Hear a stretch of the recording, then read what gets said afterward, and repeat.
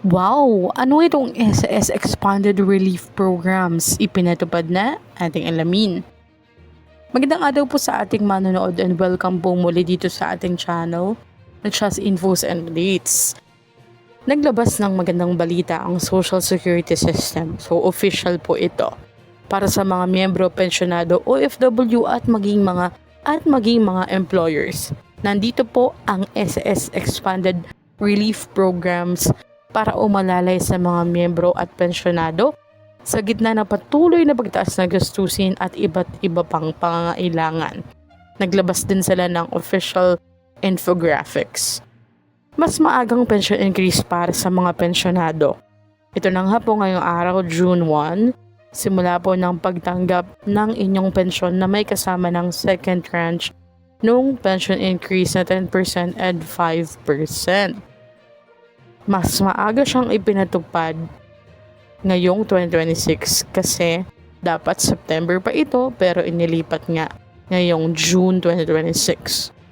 So kung ikaw ay retirement and disability pensioners, 10% po ang increase nyo at kung death at survivor pensions naman, 5% increase.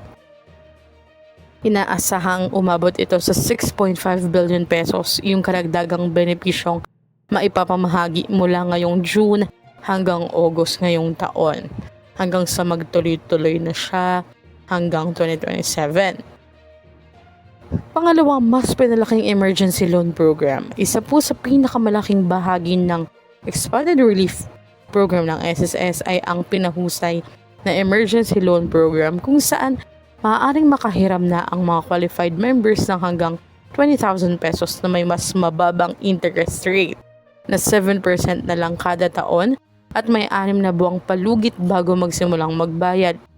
Pinaluwag din ng SSS ang requirements upang mas maraming miyembro ang makapag-avail nito.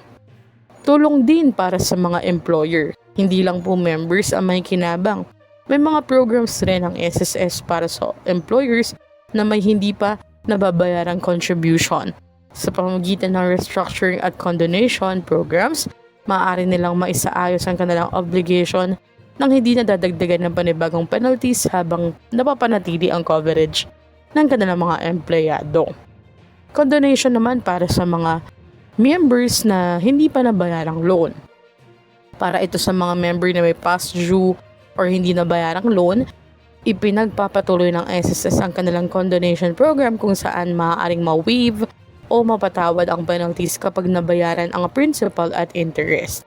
Maaari ring hulugan ang kabuuang obligation ng hanggang 60 months depende sa napiling payment arrangement. At paparating na microloan program.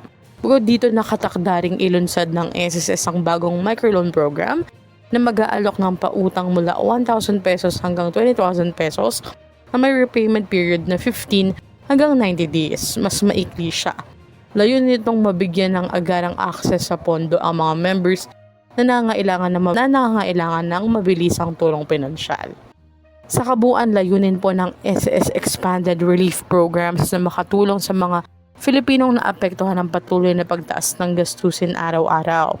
Gayunpaman, mahalaga pa rin alamin ang eksaktong qualification requirements at official na anunsyo ng SSS bago mag-apply sa anumang programa. Tapos yung post po ng SSS at yung link sa kanilang website tungkol dito sa Expanded Relief Program, ilalagay ko po yan sa comment section para alam nyo. At disclaimer po, ang impormasyong ito ay batay po sa official na anunsyo ng Social Security System. Ano pong inyong reaksyon sa ginawang ito ng Philippine SSS bilang tugon sa krisis ngayon? Ito ang SSS Expanded Relief Program. I-comment nyo na po sa baba. Para sa mga susunod pang update tungkol sa SSS Pension, Senior Citizen Benefits at iba pang government programs, huwag kalimutang mag-like, share, and mag-subscribe dito sa ating channel na Trust Infos and Updates.